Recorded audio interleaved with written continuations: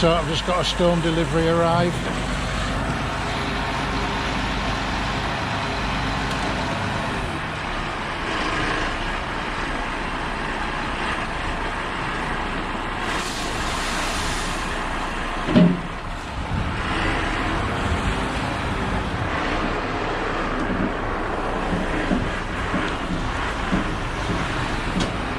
Can't go wrong with a grab lorry.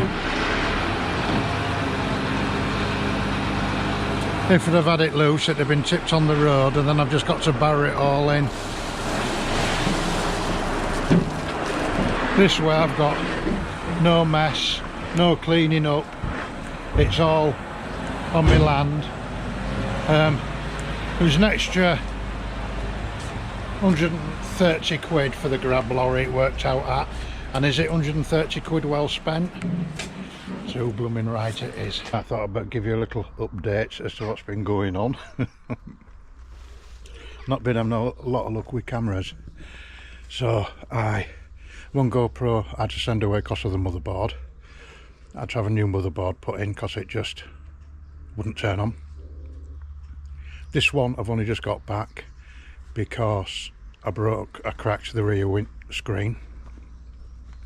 So the one what I had the motherboard in, I took loads of film to make another video, and I made another video and it wouldn't let me save it because it wouldn't take it off the SD card and put it into my computer. So I tried all sorts, did a lot of YouTube searching. I thought I had a solution, did all that, so it didn't work. So I've had to delete everything, so I've done quite a bit since I last posted. So I'll just show you what I did. Been stoning up down the back. It's not the final level, but it's just to be getting me round. Got to get whacker plate and whack all this before I put the final dressing on to get to the right level. That pipe and that pipe, I've just put them in just to stop any muck going down the open socket, just because I haven't got any bungs left, so I'll just do the job for now. Got that in for my rodding eye, but what I need to do is just remove a bit more of that tree there, and when I come to the ground level I just need to cut the top to put the rodding eye on. Why I've got a rodding eye there is because I spoke with building control. From this point here, the drainage all that way, all the way around, only takes water. It's a lot of money for a chamber. You know, the other corner it's like 200 quid on chambers when it's only taking water. So I spoke with building control and they were happy for me to put a T-junction on. So what I've done, I've put a T on there, and then with this rodding eye I can, what can I do? Yeah, I can push anything down this drainage run into that chamber. Then if ever this toilet was to block, you know, I can push it from this side. I can also scrape down from that end, but it's easy to push. You know, I can get a nose down, or I've got a drain jet washing thing for my jet washer, I can put that down. And why it's vertical is I've got some 3x2 paving flags I'm going to put there in front of that to retain that bank, but then there's a massive tree root there like that, so that's why I've put that in vertically. I would have preferred just to get it at more of an angle. That's only because it's easier to push my drain rods down, but because it's only taking water, I thought the risk is minimal. Well, it's not taking water from there, but I can clear it. and then the same up there I'm putting on a T-junction to take from my downpipe, which is down that side. I'll just put on another rod in I. I can just rod down here. Got another electric duct in, which is running down there, and that's going to come across here. Got my shed bases dug out, but I need to bottom them out because I only did it roughly so I could see what was what. So I need to bottom them out and just square them up a bit better. Well, that's for a shed base. Got some drainage going in there, and that's going to take a down pipe from the shed. And I'm going to so that's going to take a down pipe from that side of the shed, and that will come that way. I'm going to put another gully there for the shed, which will just run into there.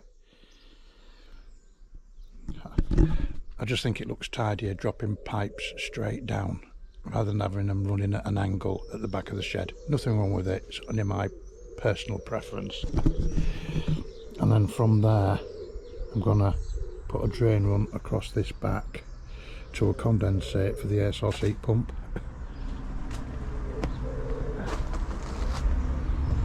It's easier for me going that way than coming across here and coming into this drainage run here, because there's just all sorts of tree roots under there. And I've got all this soil to dig out and move, which I'm gonna do, and I can get that drainage running and all sorted. Once again, I've set the laser up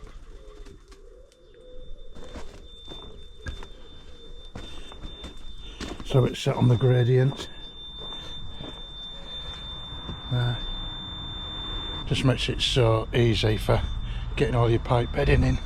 I always knew it was going to be tight round here with my pipes and my drains, so what I had to do, I had to cut off the blue surround. It's them yellow pipes I want inside. I just need to trim a bit more of the blue off on this side, and then my drain I'll go through. And this pipe wants to be insulated, so because I don't want to freeze, so I'm going to get my drain underneath, and then I'm going to foam it all up and make it look as good as new. So I'm going to cut the pipe. I don't know if I can film it with one hand with my multi-tool. These are fantastic things, just for getting in and cutting anywhere. You've no moving backwards and forwards or anything, so they can get in tight spaces.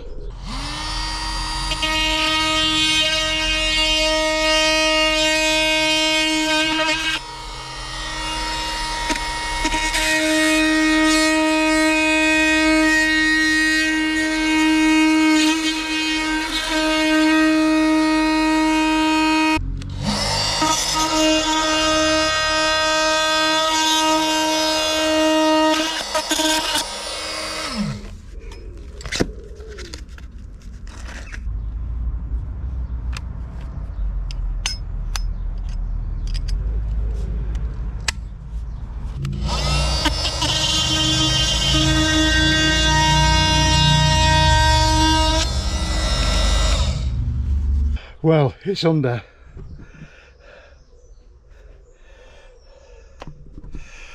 I did the best calculation what I could when I drilled that core drill hole, and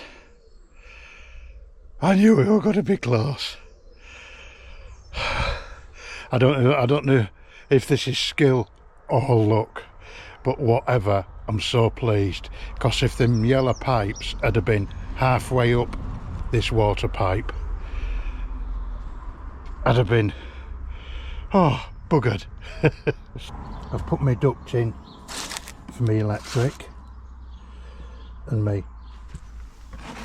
tile tape that runs up there to that hockey stick. When you're putting in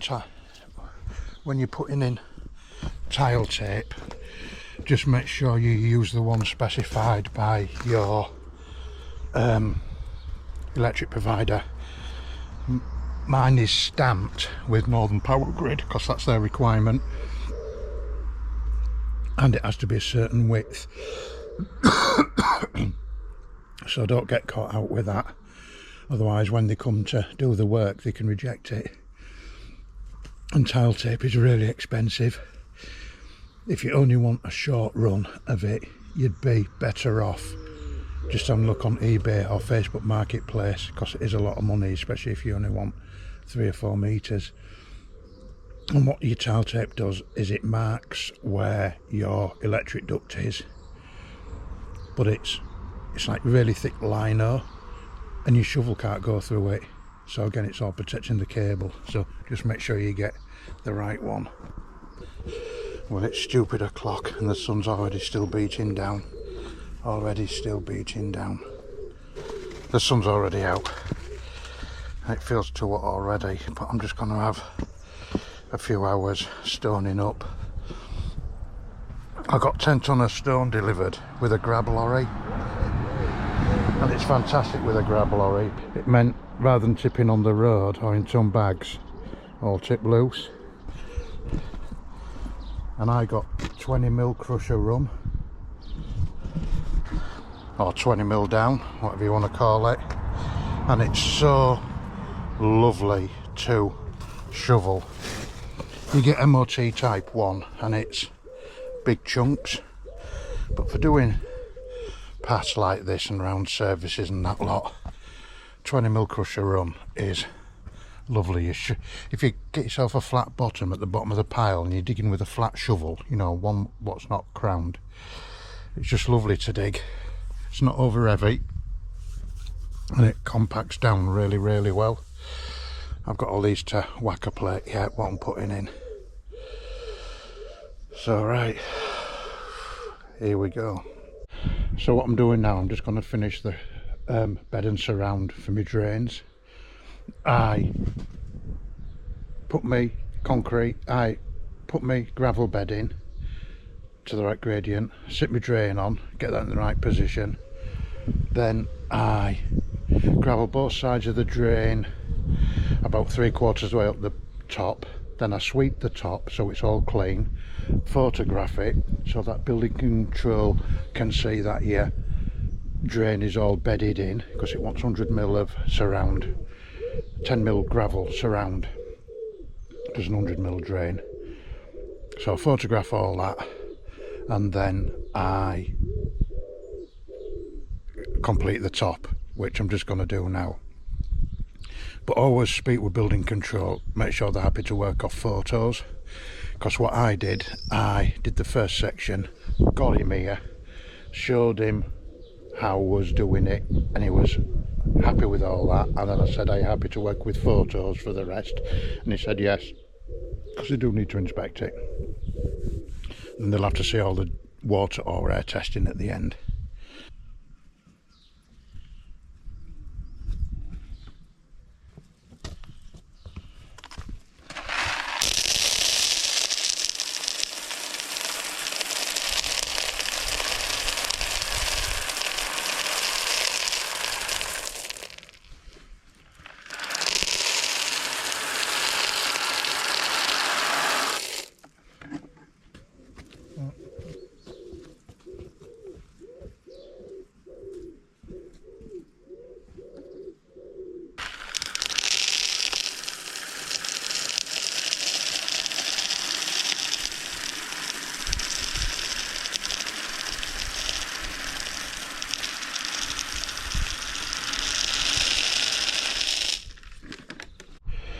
So why I'm doing it in a bucket is because I've got quite a lot of open excavations down there.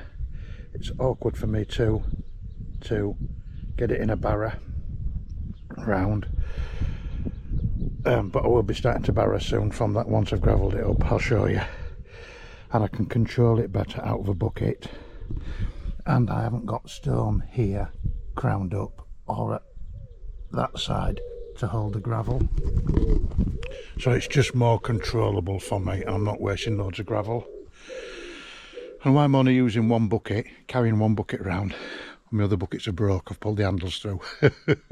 So I need to get some more buckets. Right, so I've gravelled up. I'm now going to sort all this out here, do what I need to do and sort these ducts out. Sort this duct out and this water main. Then what I've done over my open drains, can you see, I've covered them up with a piece of wood, and I'll do the same there. You know, all I do, I just haven't got any bungs. I'll stick that in there, not as high, put some saw around it. It stops muck going in, but it's also a guide as a marker as to where my drain is, ready for me to connect onto it later. And the other thing you've got to watch is, if you do it where people are walking, you've got to be careful you don't trip over them. You know, you just need to have a bit of thought on what you're doing, just keep it safe. So what I'm going to try and do now is sort all this out, because I want this yellow pipe to be insulated as much as I can. So we'll just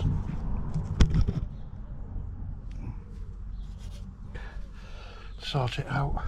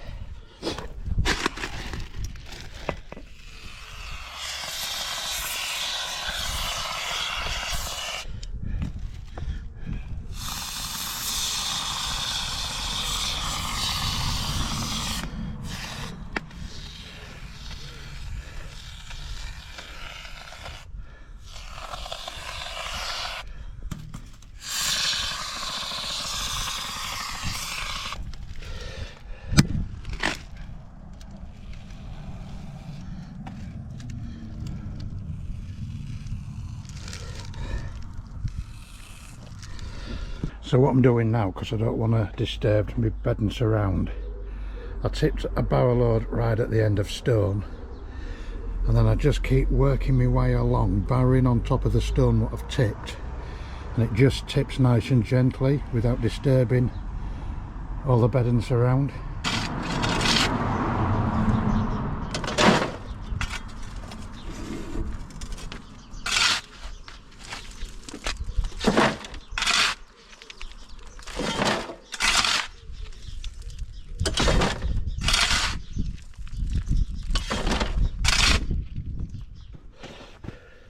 What you want when you're digging is a nice flat shovel.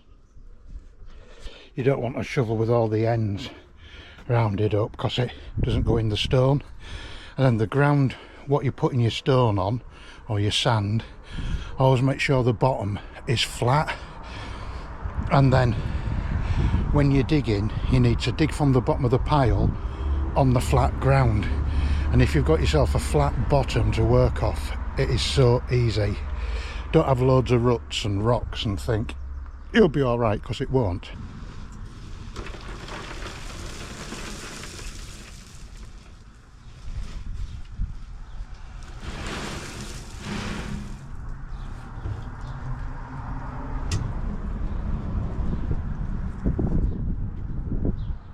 Been hard work this morning. So, got stoned in down there, stoned in down there.